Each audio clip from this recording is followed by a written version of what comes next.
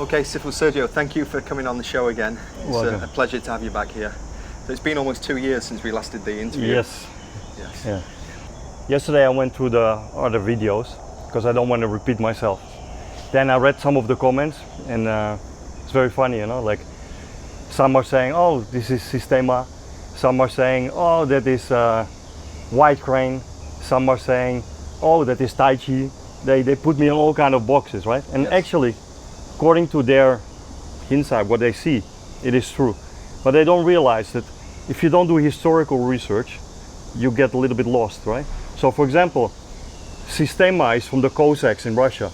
They forget, however, that this was part of the Silk Road in the past, and that a lot of Chinese martial artists exchanged with the Russians at that time, right? In the past. So of course, you find many things in Systema that is very similar to some Chinese martial art. For example, if you will go in the future to China to do an interview or something with a Tongbei master, Yes. and you see how they strike with the detachment and everything, they say, oh, so similar to Systema. Yeah? So I just wanted to get that out of the way. Yeah. Yes. Yeah, there is many facets, and I all included it in my system. Actually, according to one of my Sifus, Chen, who is now very ill, unfortunately, in the ancient Shaolin temple, which according to my research was not a temple, but it's another story, there's various stages of learning. The first step is the character of like Xing. This is like a form. Okay. People judge on form. Oh, beautiful car, beautiful phone, beautiful lady, right? We still do that. So that's very superficial. So people, oh, the Wu Sao has to be like that, has to be like that, the Bong Sao has to be like that, you know? The second stage of learning is meaning. So what is the idea behind it? What can we use the technique for and stuff? But of course, we should go deeper than that. So the third stage of learning is learning the principle and the concept behind it. Yeah? Then we understand already more in depth. But then is a very important part, is the fourth part. They call like the stage, like you have to work with it, to experiment, to put the energy in it, to make it alive. Then it can transcend to the next stage, the last stage, which is art. Then we have a martial art, right? And some teachers keep the students stuck in the first two stages. Just give them form, meaning, form, meaning. So, oh, you pay, you learn some technique, okay, finish, next payment. New form, new technique, next payment. And does not really give them the opportunity to go deeper in it and do themselves research, because they hide the concept or the principle, so they can never start to experiment with it, and it can never become art. And some lineages are too stuck in terms of, I have to copy exactly like my Sifu did it. So they stay in that pyramid of their Sifu. So they can never transcend the level of the Sifu, because they want to copy the Sifu. They want to stay exactly like that. Yes. So they also don't do experiments. So I have massive respect for the BJJ community in that sense, because it's not so much politics, right? And instead of tradition, it's very much progress that's being made in the last 20, 30 years, immense progress. So they meet, okay, let's see who's better, or let's see what we can do. And then one is tapping the whole time, and you know the other guy is better. And then friendly, accept, exchange, okay, how can we improve this arm lock? How can we do this? So there's much more growth there. Yes. And I wish this for the Kung Fu community also to happen in the future, like exchanges. And I have some great friends, so I meet up with the Sifu Nima King, Chojun lineage, right? Sifu Adam Mitzner of Tai Chi. So many people that I can meet up with, exchange and train in a more open way. And I really wish that to happen more in the future. And also your project, right, in the future, what you have as a vision in Thailand, to do special camps where you invite all kind of masters. Yes. I think it's a very, very good idea to begin pave the way for the Kung Fu community to become more open-minded. Yes. Yeah? So, having said that, let me give you an example of a theory based on the first concept of form, and use it for a Wu Sao and a Bong Sao. Okay, so this theory is part of one Wing Chun system I researched in the past, okay? I don't want to mention now specifically any names, otherwise get politics again, copyright, whatever. But it's not exclusive to that system. because actually I also found it in Xingyi, okay, and some other systems. So Yes. it's just a theory based on, let's say, really angles and levers and body shape to cover space. Okay. Okay. So the first part, it's a Chinese poem. I cannot repeat the poem, but it's a Chinese poem. It has 6 points, so they call it like a 6-point formula. The first point is number 1 is 1 center line. Okay. Now, you know, many systems of Wing Chun, different explanation of the center line. Some say this is the center line, right? Some say this is the center line, right? So they talk in the formula about the main center line, which is the one running through the head, through the crown actually, through the body, into the floor. It's like the center of equilibrium. Yes. If you control the center of equilibrium, basically you control the fight. You're 1 step ahead, because the other one will be fighting for his center of equilibrium to regain it. Otherwise he cannot launch any attack. Yes. Unless he's very good in detachment, like I showed in my first videos, right? So that's the first part of the formula. The second part is, number 2, is 2 lines of offense. This has to do with the depth. So we have 1 and we have 2. So the opponent has to go through 2 lines before reaching the point that he can control the first point, the Yes. center of equilibrium. So that's why the fighting position, many lineage, right, is like that, right? Okay. Number 3 is the 3 reference points of height. You could say the 3 main dantians. So like the third eye, high dantian, the middle one, mid dantian, and the lower one, the source of power, the lower dantian. Yes. So when they do a form in the past, they make sure they cover all the reference points for height. So they have a Tan Sao, mid dantian, the Gan Sao, low dantian, then the Quan Sao, then the fingertip, the high dantian. Yes. Yeah. So it covers height. Then number 4 of the formula, the 4th part of the formula, is not there, because 4 in Cantonese, for example, is sei. It sounds very close to deaf, Yes. and in the other dialects of Chinese also. So that's why you don't have a 4th floor in Hong Kong in many elevators. So that's not part of the formula. Yeah? So we skip that. We go to part 5. It's 5 lines of width. Yeah. So in Cantonese it's yam yang, but it's people don't recognize that. So in Mandarin is yin yang. Okay. So I do it like that: yang, yin, center, yin, and yang. So that is to cover the width. So for example, if you would have a Wu Sao, you will see some lineage, right? They have the yang, then the elbow is on the yin, and then this is on the center. And then some others, they go out of that formula and they have 2 points on the yang, which gives a weaker structure. Now in the end, it doesn't matter when you master a certain part of energy. So if you harness the energy of the dantian, the body shape actually doesn't matter anymore, because like water can transcend through any shape, the chi, the energy can go through any shape. So it really doesn't matter. But in the beginning, when you don't have that buildup of internal energy, Yes. the structure and your body shape and stuff is hugely important. So this, of course, is a much weaker structure than this. You feel it yourself, right? You have it like that, the Wu Sao. It collapses much easier than when you have this one on the yin.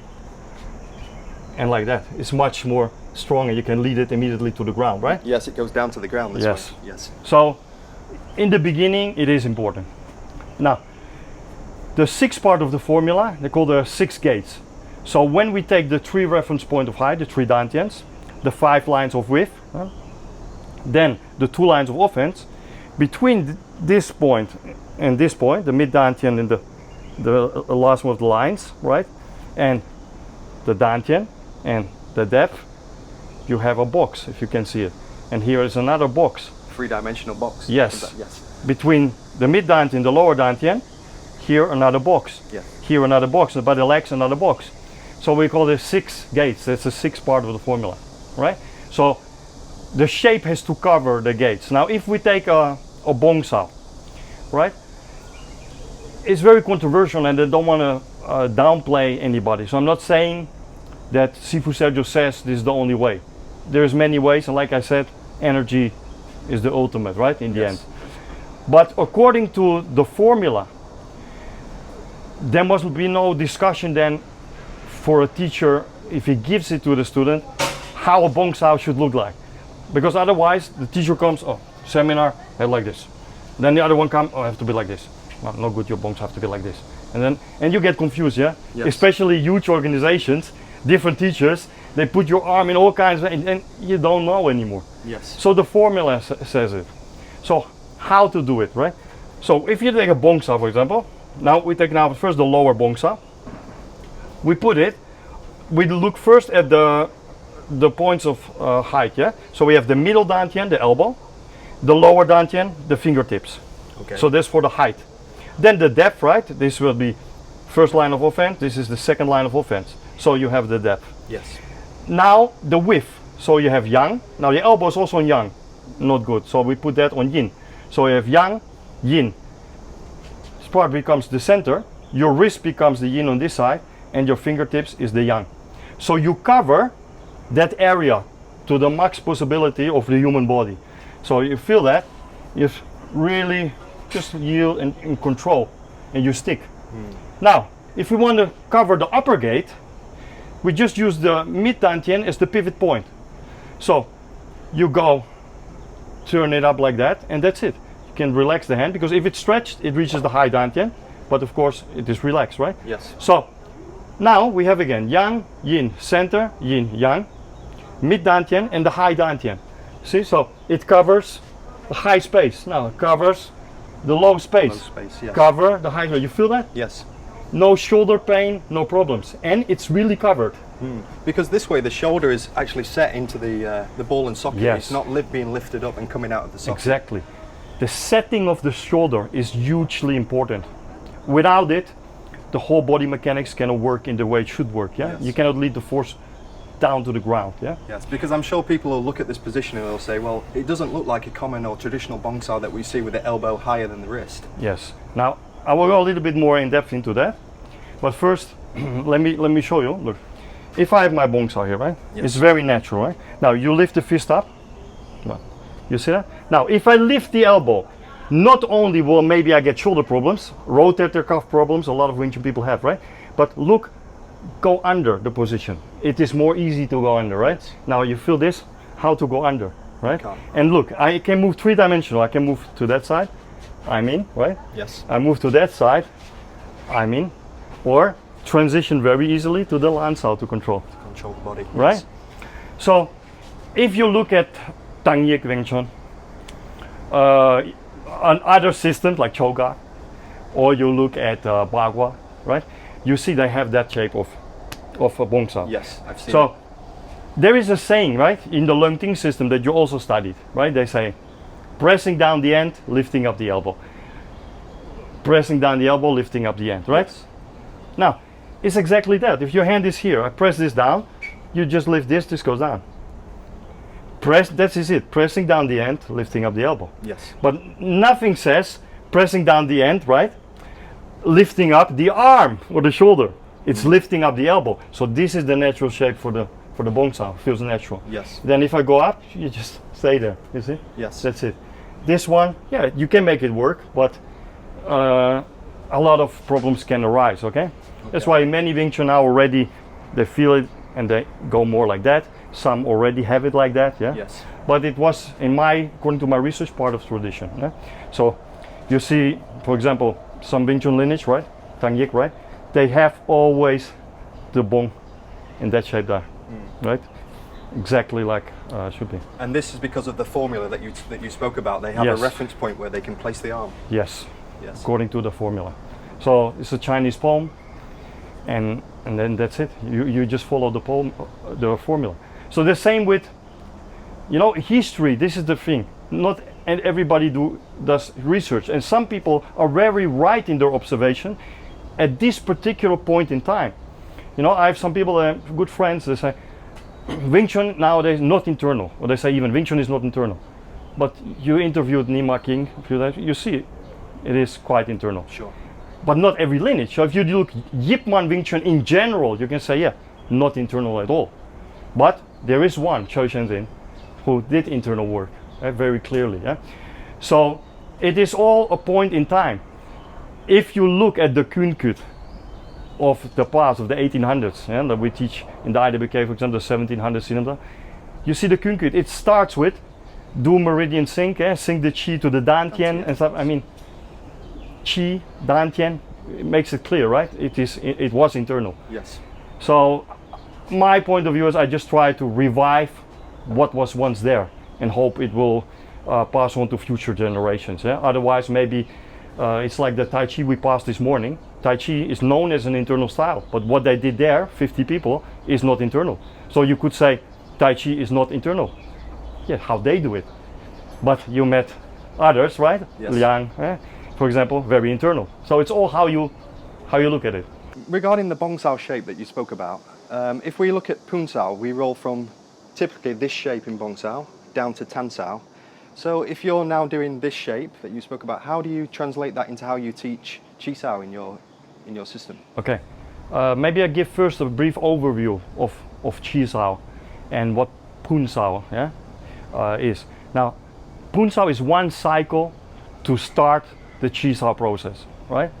So other lineages in the past, they don't even use pun sao, because if we move from Grandmaster Yip Man to Yun Kei San, right, to his teacher Fok Bo Chun, right, for example, somewhere there, up from Yip Man, is where the pun sao cycle came up.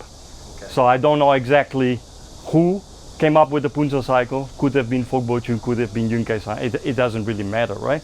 But the older lineages do it exactly like in the white crane. So many call it like dap sao.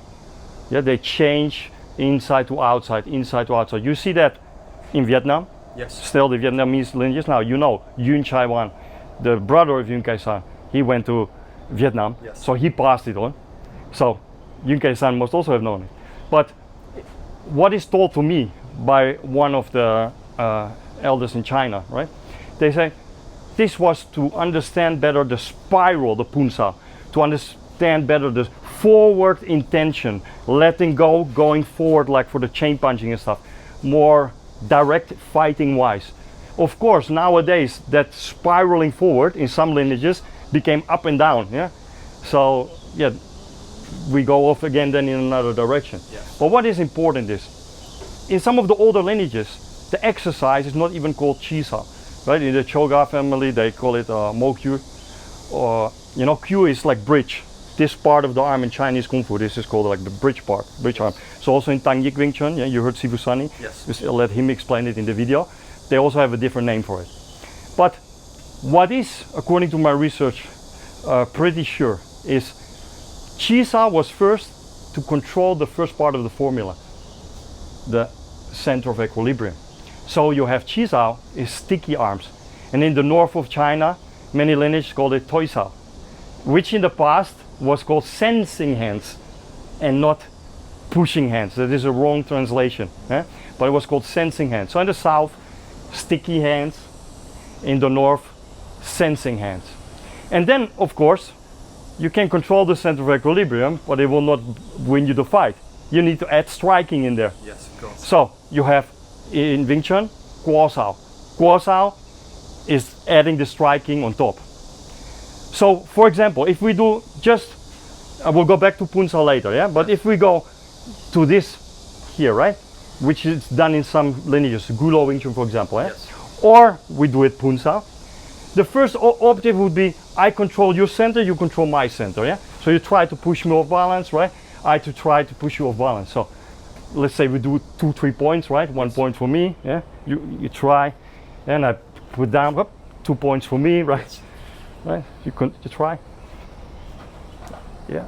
You see, yield, and then 3 points for me. Like that, you get a good sense of center of equilibrium, yielding, not collapsing, and Yes. sticking.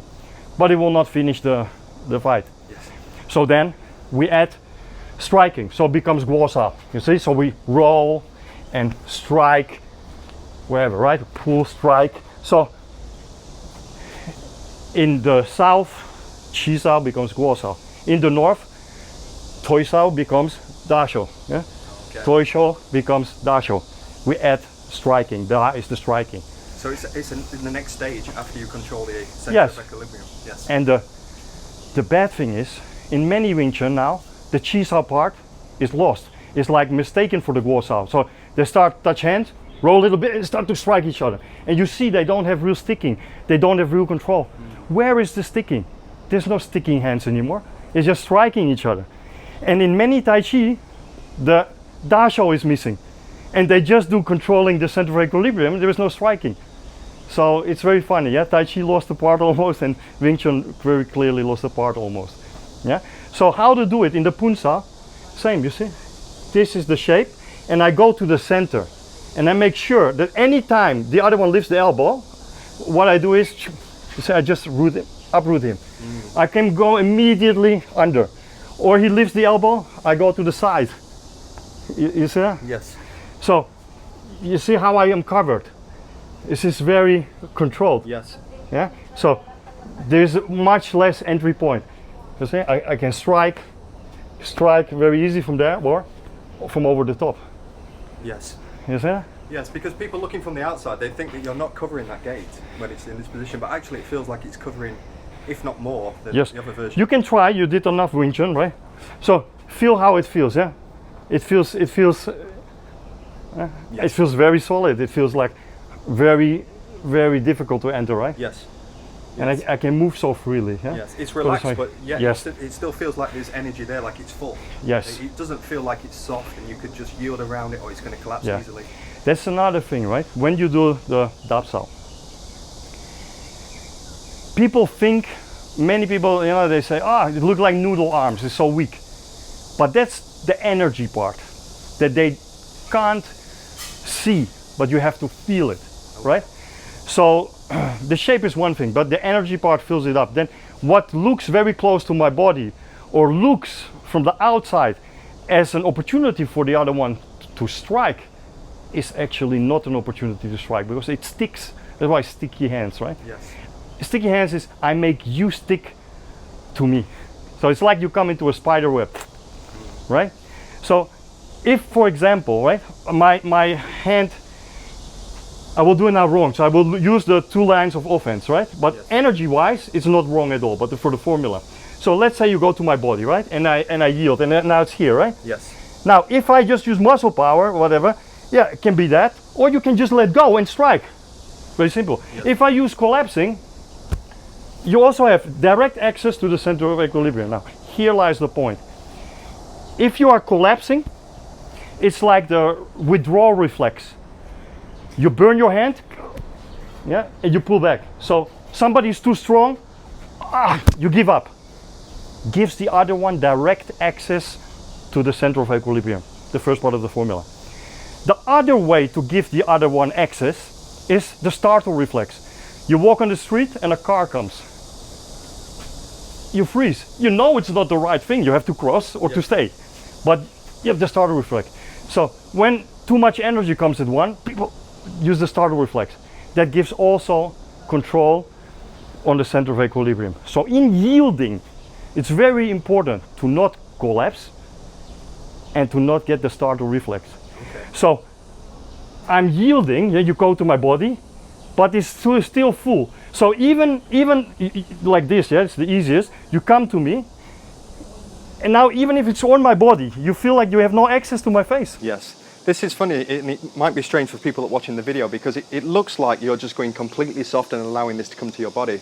But what I feel like it's the same feeling as if it was out here. There's still energy passing through and it still feels like I can't get to you, even though it's at your body here. That is the sticking. So, people will judge on form again. Remember what I explained by the table? Yes. So they see a hand exercise, say, oh, that is Tai Chi. If they would do research, they see Ermei do it, they would say, oh, there's Ermei. Some wide crane Sifu who do it a little bit more angular, say, oh, there's wide crane. You understand? Because they don't see it in their system, they immediately discard it as another system. No, please guys, do some research. Go see Pao Fa Lin Wing Chun. You see all the circular one hand, yeah? So it's just sensing hand exercise. And we're talking about circle. So we have this circle, we can have this circle, we can have a diagonal circle. So let's make now this circle, right? Now I let you feel the energy. So do it now first very soft. Yes. Very soft. But you feel like you have access to my body, to my center line, right? Then boom, go. But now I fill it up and the access is gone because the force is like very even. You feel that? Yes, I feel that. It's changed. It's very even. And I can up the force without doing much effort. I just make it now heavier. And I sink very slowly heavier. Okay. You feel that? Now it's changing again. Very slow heavier. Yes. Now heavier. Till I sink so much inside and I don't let you move anymore. Now my arm can't come out. Now it's nagging. Yeah, nagging. Yes. It's like stuck. Then I just sink inside. Look, my legs is stretched. My knees is totally stretched for the demonstration. I sink inside and I move you, right? Yes. So this is what they call sinking the chi, right? It can be sinking energy. Yes. And that is what I call 3 stages of chi sao. Many people are stuck in the first stage. Shoulder power, upper body strength. Result, a lot of burning shoulders. Yes. Of course, because of CrossFit, Western bodybuilding and stuff, the Western people love it. They feel like they did a workout. Yes. Yeah, but I wouldn't call it high level Kung Fu. The next step is ground force. So you have all the joint handling and you have like action reaction force. Very important is the next step. But it can be a little bit slow, and the other one might be able to react to it and yield very easily when he's just as trained as you. So the third stage is really internal. Now what signifies internal is that you see externally, you don't see anything. Everything happens inside the body. Yes. So instead of going to the floor and back up, it goes to the dantian, mobilizes in the dantian, and then gets sent out with different kind of ging, the ging you chooses. Yeah? So for example, when we do chi sao, right, whatever, they're like this, and then I start now to put the engine. So now it's full, you feel? Yes. Now it's full. Now I sink down. You have to do a step, right? Now I sink forward. And I'm moving you, right? And I can do that quick. You feel? Yes. But there's no load up needed. So I don't need to load up and give it from the floor. Makes you be able to react. Yes. This is like Wi-Fi. You understand? Yes. And you can see I don't do excessive hand motion. So I fill it up, and wham. Yeah, when I want to sink it, sink it. But of course, I can also use it to move the body. So if I sink now, and I want to move you to the side, I move you to the side. Yes. I can move your body in the directions I want. Meaning, I have control over the center of equilibrium. When I have control over the center of equilibrium, I can strike at will. Yes. You became better Okay. through your Tai Chi training.